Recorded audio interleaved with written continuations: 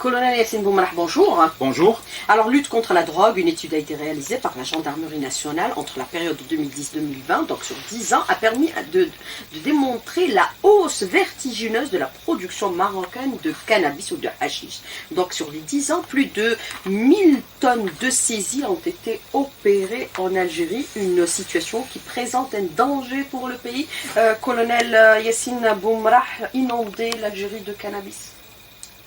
Effectivement, durant les 10 dernières années-là, on a saisi, les unités de l'armée nationale populaire ainsi que les différents services de sécurité ont saisi une quantité astronomique de résine de cannabis qu'on appelle le hashish, une quantité estimée à plus de 1000 tonnes. Je parle de tonnes, pas de quintaux, pas de kilogrammes. Donc c'est une quantité vraiment astronomique de résine de cannabis. Si on fait une petite lecture durant les 10 dernières années, on remarque qu'il y a 3 différents domaines. Le premier domaine, 2010-2013, on a constaté une évolution ascendante, donc une évolution haussière des quantités saisies, donc avec un pic en 2013 de plus de 211 tonnes de résine de cannabis. Ensuite, on a remarqué une évolution descendante, donc une évolution baissière, 2013-2018. Mais les 2 dernières années, 2019-2020, on a constaté encore une deuxième évolution ascendante pour arriver à plus de 77 tonnes en 2020. Mais est-ce qu'on peut considérer qu'il y a une volonté indirecte d'inonder l'Algérie de cannabis, et c'est ce qui représente aujourd'hui un véritable danger pour la sécurité nationale? Pour vous répondre à cette question, je dois d'abord me baser sur les différents rapports mondiaux sur la drogue édités par l'organe onusien chargé de la lutte contre la drogue, à savoir l'ONUDC. Donc, les 3 enquêtes réalisées par l'ONUDC justement à propos de la culture du cannabis au Maroc ont été effectuées en 2003, 2004 et 2005. Si je regarde à peu près les résultats de ces enquêtes-là, on remarque qu'en 2003, il y avait à peu près 134 000 hectares de cannabis, de terres cultivées en cannabis au Maroc. En 2004, 120 500 hectares et en 2005, 62 500 hectares. Avec une production potentielle en 2005 de 1066 tonnes de hashish, ce qui est énorme. Mais la hausse de la superficie de production du hashish ou du cannabis au Maroc, est-ce que ça le fait passer du statut de pays de production à un pays de production industrielle, puisqu'on parle aujourd'hui de production industrielle? Madame Souheila Hachmi, le Maroc a été toujours un pays de production industrielle. 1066 tonnes de résine de cannabis, ce n'est pas une production simple. Ce n'est pas une production de détail. Donc c'est une production industrielle. En plus de ça, à partir de 2010, le hashish marocain s'est transformé. Donc la culture du cannabis au Maroc a eu beaucoup de transformations. On a vu son industrie se transformer par l'introduction massive de variétés hybrides, ce qu'on appelle des variétés hybrides, des variétés à haut rendement, ce qui a permis justement d'augmenter la production, mais pas seulement ça, d'augmenter la production et d'augmenter la puissance du hashish. Mais quand vous parlez de cette nouvelle variété d'hybrides, et le danger réside à ce niveau-là, le risque sanitaire du nouveau hashish marocain? Exactement, il est énorme. Le nouveau hashish marocain, ce qu'on appelle le hashish hybride, présente des taux en principe actif, ce qu'on appelle le tétrahydrocannabinol, en abréviation THC, élevés par rapport au hashish classique, hashish traditionnel du Maroc. Donc, si dans les années 2010, on avait un hashish marocain avec un pourcentage en THC avoisinant les 1%, donc une faible dose de principe actif, en 2020, on a eu du hashish avec des pourcentages de plus de 20%. Et je vous dis une autre information, le record en Algérie, en principe actif en hashish moderne, est signalé en 2020 avec une saisie de hashish avec un pourcentage en THC avoisinant les 50%, ce qui est vraiment énorme. À titre de comparaison, le record en France est de 39%. Ça vous donne une idée à peu près du hashish en circulation actuellement en Algérie. Mais son danger demeure dans sa forte dépendance par rapport à ce produit. Exactement ça. Exactement ça. Donc, le hashish moderne a un pouvoir addictogène plus élevé, justement, par rapport au hashish classique. Donc, la dépendance à ce type de hashish-là est plus forte que le hashish classique. C'est ça le souci de ce hashish moderne essentiellement. Mais c'est volontaire? Je ne peux pas vous répondre à cette question-là, car le hashish moderne, justement, c'est pas un hashish qui est destiné à être une drogue douce. C'est un hashish qui est aussi comparable que les drogues dures, à savoir la cocaïne ou l'héroïne. Et c'est à vous de tirer les conclusions qui s'imposent. Alors aujourd'hui, quand on parle bien sûr de cette volonté d'inonder l'Algérie par ce produit, est-ce que nous avons les moyens nécessaires de lutter contre ce type de trafic de drogue à nos frontières, notamment la frontière ouest? Est-ce qu'on peut considérer que le dispositif il est beaucoup plus renforcé au niveau de cette frontière par rapport aux autres, ou alors c'est une lutte à travers tout le territoire national, parce que les trafiquants, les narcotrafiquants arrivent à faire quand même passer ce produit à travers tout le pays? Donc, exactement, la lutte contre le trafic de cannabis, c'est une lutte continuelle. Donc, ces dernières années, on a vu le renforcement justement du rideau de la lutte à nos frontières par rapport justement à l'acheminement du hashish marocain vers notre territoire. Pour vous dire, les moyens disponibles sont renforcés.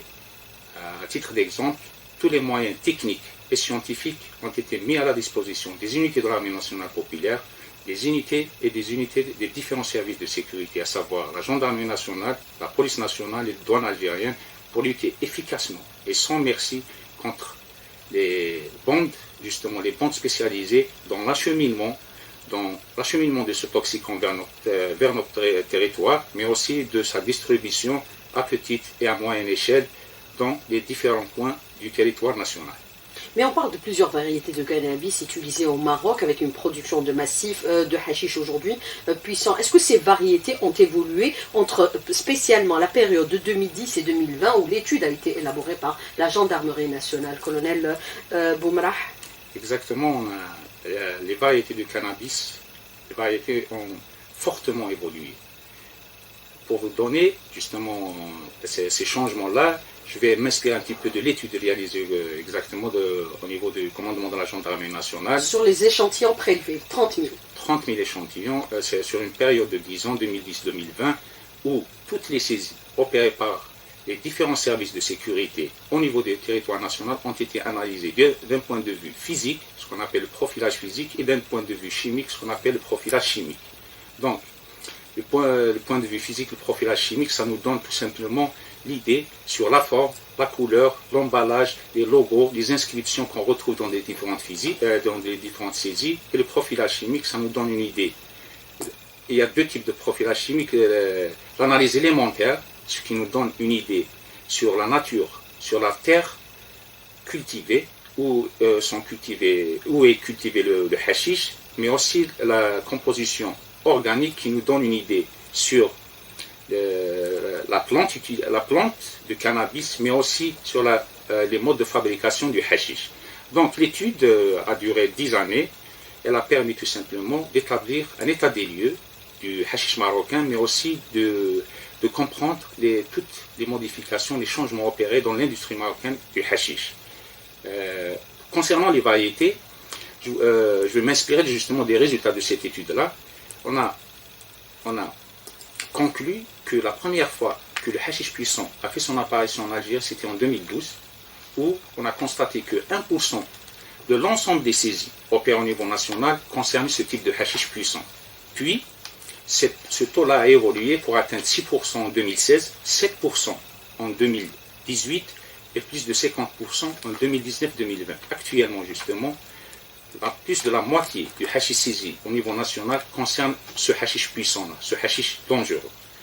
Pour les variétés, je dirais que justement en 2012, à partir du début de l'année 2010, d'autres variétés, ce qu'on appelle des variétés hybrides, ont été utilisées au Maroc à grande échelle.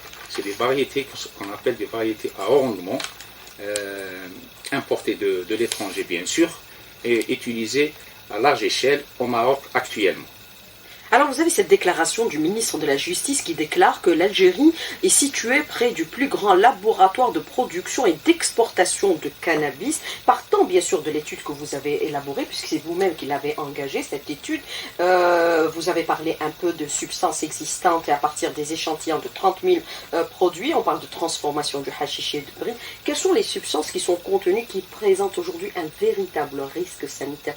Parce que il faut informer notre jeunesse qu'il y a un véritable danger aujourd'hui. Donc je vous remercie pour cette question justement. C'est une question un petit peu technique. Mais essayez de l'expliquer. Oui, je vais essayer de l'expliquer. Donc, le hashish c'est quoi? Le hashish c'est un produit. Le hashish c'est un produit de la plante de cannabis. C'est un dérivé de la plante de cannabis. Ce qu'on appelle résine de cannabis ou dans le langage de rue, shiraz, tla, etc., etc. Dans le hashish, on retrouve ce qu'on appelle des substances caractéristiques du cannabis appelées cannabinoïdes. Voilà, on retrouve ce qu'on appelle des cannabinoïdes majeurs et des cannabinoïdes mineurs. Pour les cannabinoïdes majeurs, il en existe 3. Le tétrahydrocannabinol, ce qu'on appelle le THC, qui est la substance responsable de l'effet psychoactif justement du hashish. Mais on retrouve aussi un autre principe actif qui s'appelle le cannabidiol, CBD, et un troisième qui s'appelle le cannabinol, CBN. Le cannabinol n'a pas d'effet psychoactif, donc on va pas en parler, mais on va parler des deux autres, le THC et le CBD, tétrahydrocannabinol et cannabidiol. Le tétrahydrocannabinol, comme je viens de le dire, est la substance responsable justement de l'effet psychoactif, de l'effet addictif justement du hashish. Contrairement justement au THC, le CBD, le cannabidiol, il contrecarre l'effet psychoactif du THC. Donc c'est une bonne substance. C'est une bonne substance. Donc elle contrecarre, elle a un effet inhibiteur. Le souci, c'est que dans le nouveau hashish marocain, on retrouve beaucoup plus de THC et beaucoup moins de CBD. Et beaucoup moins de la substance qui contrecarre justement l'effet. D'où justement la dangerosité de ce hashish marocain nouvelle génération. Mais quand on parle de la forte dépendance, quels sont les effets psychoactifs qu'il produit sur le consommateur, par exemple? Je vais vous répondre sur ça en disant que le hashish nouvelle génération présente une forte dépendance. Donc, tout simplement, il a des répercussions directes sur le consommateur, des troubles. Ça crée des troubles sur le consommateur, essentiellement quand celui-ci est confronté à ce type de toxique dès le jeune âge. Dès le jeune âge, ce qui va tout simplement créer des répercussions sur des répercussions chroniques, mais aussi ponctuelles. Alors, Colonel Yassine Boumar, moi je voudrais revenir avec vous, bien sûr, sur ce hashish ou cannabis hybride. Est-ce qu'on peut considérer qu'il est beaucoup plus nocif que ce qu'on avait connu à un moment donné en termes de psychotropes? On parlait de sarouk, on parlait de shepana, on parlait des autres produits. Est-ce que, avec bien sûr ces quantités saisies, avec ce cannabis aujourd'hui ou ce hashish hybride, est-ce que le Maroc devient le premier producteur de drogue à travers le monde? Incontestablement, Madame Souheila El Hachmi, le Maroc est le premier producteur de hashish au monde. C'est incontestablement une vérité que l'ONUDC, ce qu'on appelle l'Office des Nations Unies contre la drogue et le crime, mais aussi l'OICS, l'organe international de contrôle des stupéfiants, qui le dit dans leurs différents rapports mondiaux contre la drogue. Concernant le hashish, justement le hashish moderne, le hashish hybride, bien sûr qu'il est beaucoup plus dangereux que les médicaments que vous avez cités. C'est des médicaments qu'on appelle des médicaments détournés à des fins de toxicomanie, comme le Sarox. Sarox, c'est un médicament, c'est la prégabaline. Donc, c'est tout simplement un médicament qui est détourné à des fins de toxicomanie. Le souci dans le hashish moderne, hybride, c'est qu'on ne connaît pas sa dose. Alors que dans les médicaments, la dose, elle est connue. C'est ça la vraie différence, quoi. Mais le Maroc, en changeant bien sûr la composition de ce hashish, est-ce qu'on peut considérer aujourd'hui qu'il a changé complètement de stratégie? C'est ça sa volonté? C'est une forte addiction et dépendance à ce produit? Donc un hashish hybride, un hashish puissant, ça se vend mieux, c'est simple. Il y a une forte addiction à ce hashish-là, donc la demande sera plus élevée. Alors, oui. C'est simple, c'est ça le but d'un hashish puissant. Alors, ce qu'on relève aujourd'hui, c'est que pratiquement depuis 2010 à 2020, puisque l'étude a été engagée sur toute cette période, elle a démontré qu'il y a eu plus de 1000 tonnes de saisies de ce type de hashish hybride en Algérie. Certains considèrent que par rapport aux quantités qui sont saisies, ça ne représente que 5% du volume global des produits qui ont été introduits. C'est-à-dire on ne saisit que 5%. Le reste est introduit sur le marché de consommation. Ça s'appelle le chiffre noir, donc au niveau international, c'est pas justement en Algérie. C'est l'ONU qui donne ces chiffres et ces indicateurs. Moi, je dirais pas 5%, peut-être 20, 25% à 30% du vrai chiffre. C'est des données internationales qui ne concernent pas seulement l'Algérie. Mais une autre donnée peut-être importante, c'est que en 2005, le chiffre donné par l'ONUDC concernant la fabrication annuelle du Maroc concernant la hashish de cannabis est de 1066 tonnes. Donc c'est vraiment une très très grande quantité. Alors, à un moment donné, on parlait un peu, bien sûr, de ces produits qui étaient déversés en Algérie. On considérait que l'Algérie était un pays de transit qui permettait d'acheminer, avec bien sûr la complicité des trafiquants, ce produit vers les pays européens. Par exemple, vous avez, on parle énormément de la France, de l'Espagne, du sud de l'Italie. Ce n'est plus le cas. On est passé d'un pays de transit, un pays de production, puisque dans l'étude, il est relevé plutôt de consommation, excusez-moi. On est passé de statut de pays de transit à un pays de consommation, puisque ce qui est relevé aussi dans l'étude, c'est qu'à un moment donné, jusqu'à 2018, il y avait que les wilayas de l'Ouest qui étaient concernés. Aujourd'hui, ça s'est propagé à toutes les wilayas. Exactement. Donc en 2018, on a remarqué que les wilayas concernés par ce type de hashish étaient des wilayas frontalières. 2020, pratiquement toutes les wilayas ont eu des saisies de ce type de hashish-là. Bien sûr, l'Algérie demeure toujours un pays de transit, mais il est indéniablement, incontestablement un pays de consommation. D'où justement le risque de ce type de toxique vis-à-vis de notre société. Donc on passe d'un pays de transit à un pays également de consommation en termes clairs, colonel Boumrah. Bien sûr, c'est un pays de consommation. Il n'y a pas de doute dessus, avec toutes les quantités acheminées de hashish envers notre territoire, incontestablement, il y a eu de la consommation ces dernières années de ce type de toxique. Et bien sûr, la société algérienne est habituée maintenant à voir ce type de toxique dans... Voilà. Qui touche essentiellement les jeunes algériens. Vous avez parlé un peu des wilayas qui étaient concernés, c'était les wilayas un peu de l'ouest, les pays, c'est-à-dire les wilayas frontalières au Maroc, mais au nombre de saisies, durant bien sûr l'année 2018, on trouve quand même qu'il y a eu des saisies qui ont été opérées dans la wilaya, par exemple de Msila, on parle aussi de la wilaya pratiquement, de Bouira et d'autres wilayas. Ça veut dire que ça se propage rapidement. À Naba aussi. Oui, bien sûr que ça se propage. À Naba également, voilà, si on revoit la cartographie. En 2020, pratiquement toutes les wilayas ont eu ce type de saisie. Donc ça se propage vraiment rapidement. Alors, en termes de conclusion, et bien sûr, proposition pour lutter contre ce phénomène, qu'est-ce qu'il faudrait ? Il faudrait d'abord être extrêmement vigilant au niveau de la population par rapport à ce produit. Exactement, il faut être extrêmement vigilant par rapport à ce produit qui est toxique, qui n'est plus la drogue douce qu'on disait auparavant concernant le hashish marocain. C'est un genre de drogue qui est nouveau, donc qui est puissant, qui peut être assimilé facilement aux autres types de drogues qui sont la cocaïne ou l'héroïne, avec une forte dépendance.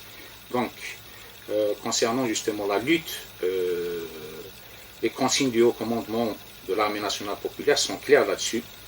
Une lutte sans merci, une lutte efficace, une lutte continue contre les bandes justement, les bandes responsables de l'acheminement, mais aussi de la distribution de ces drogues-là au niveau de notre territoire national. mais aussi au niveau des autres pays frontaliers, essentiellement les pays du Sahel, ce qui crée justement une instabilité et une insécurité dans cette région du monde. Donc, comme on le sait, il y a l'interconnexion qui existe justement entre ces bandes transfrontalières et les groupes terroristes activant dans cette région du monde. Alors, quand on parle de forte dépendance, puisqu'on parle aujourd'hui de plusieurs mesures qui sont prises aujourd'hui par les services de sécurité, aussi bien sur le plan sécuritaire que sur le plan sanitaire, et on parle de cette forte dépendance à ce type aujourd'hui de hashish hybride, la cible prioritaire de ces narcotrafiquants, c'est les jeunes, aux abords des écoles. La cible prioritaire de tout type de drogue, c'est les jeunes. Donc voilà, c'est pour cette raison-là qu'on lance un appel à nos concitoyens de faire vraiment attention. Le hashish n'est plus une drogue douce. C'est une drogue forte qui est aussi dangereuse que toutes les autres drogues qu'on dit drogue dure.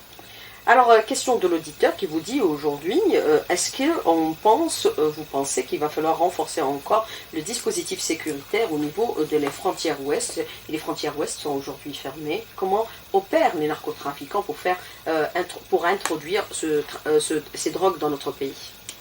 Vous savez, je vais vous donner un exemple. Les États-Unis, qui est la plus grande puissance au monde, elle a toujours des soucis de trafic de drogue à travers ses frontières, et ceci à cause de l'ingéniosité des trafiquants à chaque fois que des modes sont identifiés. Donc c'est la même chose chez nous. Plusieurs modes d'acheminement de ces toxiques-là sont utilisés par les narcotrafiquants. On est là, les forces de sécurité sont là pour justement démanteler ces réseaux-là de distribution et d'acheminement de ces toxiques vers notre territoire national et de sécuriser au mieux les frontières, nos frontières, pas seulement ouest, mais toutes nos frontières. Alors, est-ce que les quantités, vous avez cette question de l'auditeur qui vous dit, est-ce que toutes les quantités qui sont saisies aujourd'hui sont détruites? Et pourquoi on ne le fait pas et on ne le montre pas à la télévision? On montre bien sûr les opérations de saisie, mais on ne montre pas les opérations de destruction. Voilà, c'est une question importante, mais il faut savoir que toutes les saisies sont du ressort de la justice. Donc, le procureur de la République, c'est lui qui justement exerce ses pouvoirs pour la destruction justement des saisies de drogue par un PV, ou par un PV, ce qu'on appelle un PV de destruction, en présence de tous les acteurs activant dans le domaine de la lutte contre la drogue, y compris les services de sécurité. Alors vous avez parfois, par exemple, est-ce qu'il faut mettre en place, par exemple, des mécanismes de dénonciation de certains, par exemple, dealers qui vendent cette drogue à proximité des établissements scolaires? Est-ce qu'il faudrait mettre en place des mécanismes de dénonciation pour que les services de sécurité puissent agir et préserver, bien sûr, l'anonymat pour que la personne ne s'expose pas à des dangers ou de représailles de la part de ces dealers? Je pense qu'il faut aller vers ça, justement, pour justement éradiquer ce phénomène-là, surtout aux abords de nos écoles, par des mécanismes, comme l'a si bien dit l'auditeur, mais aussi en utilisant au mieux les chiffres, les numéros de téléphone, les numéros verts du commandant de la gendarmerie nationale, mais aussi de la police nationale. Alors, autre question de l'auditeur qui vous dit aujourd'hui, on parle énormément de ce hashish, bien sûr hybride. Pourquoi on n'en a pas parlé plus tôt, puisque l'étude a été engagée sur 2010 et 2020? Exactement. Il faut savoir que cette étude-là a été publiée au niveau international. C'est une étude qui n'est pas restée dans nos archives. Elle a été publiée au niveau international dans l'un des journaux les plus importants dans le domaine de la criminalistique et de la criminologie. C'est un journal américain qui s'appelle Journal of Forensic Science. Il a été publié en 2020. Une bonne partie de cette étude-là a été publiée en 2020. La deuxième partie sera publiée justement incessamment dans le journal de l'ONUDC, de l'Office des Nations Unies contre la drogue et le crime, responsable justement de la drogue. Le journal s'appelle le Bulletin of Narcotics. Pourquoi 2020? Tout simplement, l'étude a duré 10 ans. Et c'est maintenant que les résultats commencent à sortir, justement. Alors, si vous parlez aujourd'hui, par exemple, de nombre de saisies qui ont été opérées par les services de sécurité, en l'occurrence la gendarmerie nationale, à travers tout le territoire national, vous avez donné le chiffre, bien sûr, entre 2010 et 2020, c'est l'équivalent de 1000 tonnes. Est-ce qu'on peut considérer que les mêmes quantités ont été consommées ou introduites sur le marché national, ou elles ont transité par l'Algérie pour aller vers l'Europe, les pays de consommation? Pour vous répondre, je vous dirais que l'Espagne est le premier pays au monde qui saisit le plus de hashish. En deuxième position, on retrouve la France et en troisième position, on retrouve l'Algérie. La consommation du hashish en Algérie n'est pas de cet ordre-là, de 1000 tonnes. C'est impossible. Il y a une forte consommation qui augmente d'année en année, mais les quantités, la plus grande partie de cette quantité saisie a été destinée justement à l'étranger. Mais quand vous parlez de l'interconnexion avec bien sûr certains réseaux de trafic à travers la région, vous parlez bien sûr de la région du Sahel, vous parlez bien sûr de la région de l'ouest du pays, bien sûr vers l'exportation au niveau de l'Europe, ces interconnexions ont-elles permis aujourd'hui, au-delà bien sûr de la drogue, c'est-à-dire d'acheminer d'autres produits aussi dangereux? Quels sont les moyens aussi utilisés? C'est la mer, puisqu'on a vu des quantités parfois rejetées par la mer. Donc, en 2018, je vais revenir à l'étude justement, en 2018, on a remarqué l'apparition de ce type de hashish dans les régions frontalières. La raison est simple. Le mode de transport était le mode maritime. Donc, c'est pour cette raison-là qu'on retrouvait et la destination était l'Europe. Actuellement, le mode d'acheminement, c'est un mode terrestre, donc par voie terrestre. C'est pour cette raison qu'on voit ce type de hashish à travers toutes les wilayas du pays. Mais pourquoi le Maroc veut faire transiter sa drogue via l'Algérie? Tout simplement, c'est notre voisin. Voilà, donc on est juste à côté. L'Algérie est un grand pays, donc l'acheminement de la drogue vers la Libye ou la Tunisie ou d'autres pays vers l'Europe passe par l'Algérie ou par les pays du Sahel. C'est exactement ce qui se passe. Alors, autre question de l'auditeur qui vous dit aujourd'hui, quand vous parlez bien sûr de ce hashish hybride, différent de ce il était consommé par le passé, puisqu'il a fortement changé par rapport à la consistance de ces substances qui sont extrêmement nocives sur la santé, comment le reconnaître par rapport à l'autre? Comment être prudent? Moi, étant spécialiste justement spécialiste de la drogue, de l'analyse des drogues, je le reconnais facilement. Bien sûr. Mais vous êtes spécialiste, oui. C'est vous qui avez engagé l'étude au niveau du centre. En faisant l'analyse, ça se voit facilement, parce qu'on voit que le principe actif a une dose élevée. Mais pour les auditeurs, je dirais que le hashish de nouvelle génération ne se présente pas comme le hashish traditionnel, ne se présente pas sous forme de tablette, qu'on dit tablette de chocolat, mais les blips beaucoup plus mous, à cause justement de la présence de la résine.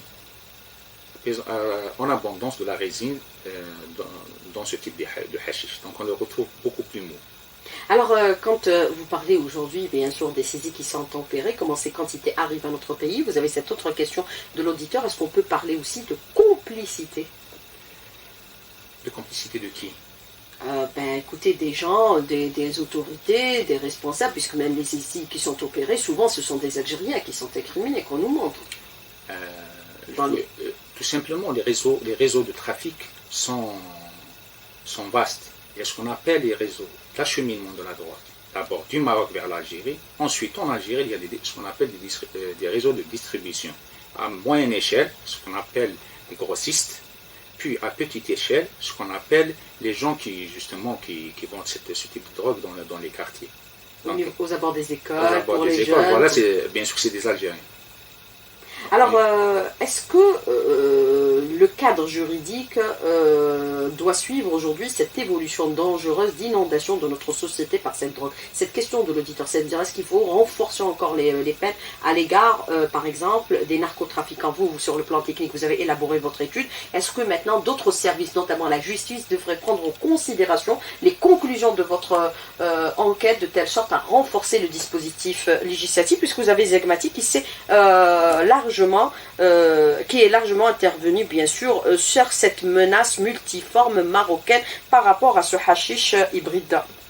Donc, concernant les textes législatifs, je pense que l'Algérie dispose des textes législatifs les plus importants, les plus répressifs en matière justement de trafic de drogue.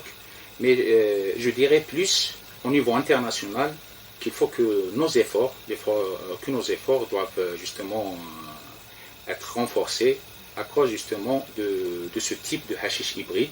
Donc il faut travailler plus envers les instances internationales, à savoir l'Office des Nations Unies contre la drogue et le crime et l'organe international de contrôle de stupéfiants, pour expliquer justement les résultats des études effectuées, les résultats des études scientifiques et réelles effectuées au niveau national. Vous êtes en train de le faire aujourd'hui, cette coopération, vous l'avez intensifiée de telle sorte à démontrer le danger? Par le biais de nos représentants nationaux à l'ONUDC, à l'Office des Nations Unies contre la drogue et le crime, à savoir les représentants de l'ONLDT, l'Office national de lutte contre la drogue et la toxicomanie, mais aussi des représentants du ministère de la Santé et des services de sécurité. Alors, autre question de l'auditeur qui vous dit, est-ce qu'il est plus accessible, par exemple, d'avoir ce hashish ou ce cannabis hybride par rapport à d'autres produits circulant sur le marché, par exemple de la cocaïne, puisqu'on se souvient quand même qu'il y a eu une saisie importante de 700 kg, il y a de cela 4 ans, de cocaïne dans notre pays. Est-ce que c'est plus accessible? 700. Sur le plan du prix, hein, voilà. C'est ce qui fait qu'aujourd'hui, on peut le consommer plus facilement par rapport aux autres produits. Si on parle des psychotropes, on a parlé de chétana, etc. Ou de cocaïne. Le cannabis, vous savez, c'est la drogue la plus répandue au monde, pas seulement en Algérie, à cause justement de son prix. Son accessibilité. De son accessibilité. Donc, bien sûr qu'il est beaucoup plus accessible que la cocaïne.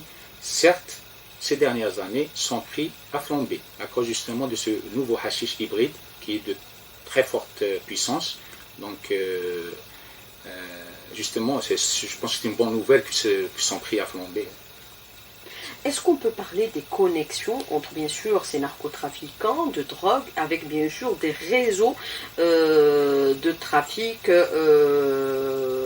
et, bien sûr, qui existent actuellement dans notre pays, par exemple, qui tentent aujourd'hui, par exemple, de faire acheminer des sub-africains vers l'Europe? Les interconnexions? Il y a des interconnexions. Parce que c'est la question de l'auditeur. Hein. Il y a des interconnexions entre l'immigration clandestine et le trafic de drogue. C'est tout simplement, c'est un moyen de financement. On parle un peu de la coque travaillée par, bien sûr, les sub-africains qui transitent par notre pays. Oui, il y a de la cocaïne qui transite via les pays subsahariens, mais ce n'est pas des grandes quantités de cocaïne. Ça, je vous l'assure, des quantités minimes, de l'ordre de 1 kg, 500 grammes, etc., etc. Pourtant, on a essayé de faire pénétrer dans notre pays les 700 kg de cocaïne. C'est une autre affaire, Madame Souheila El Hachimi. Le plus grand, c'est bien sûr ce hashish hybride aujourd'hui. Oui, exactement. Le plus grand, c'est le hashish hybride, le hashish qui transite via le Maroc. Colonel Yassine Boumerah, merci d'avoir répondu à nos questions et d'avoir été en direct avec nous ce matin dans le studio. C'est moi qui vous remercie. Merci beaucoup. À bientôt. Au revoir. Au revoir.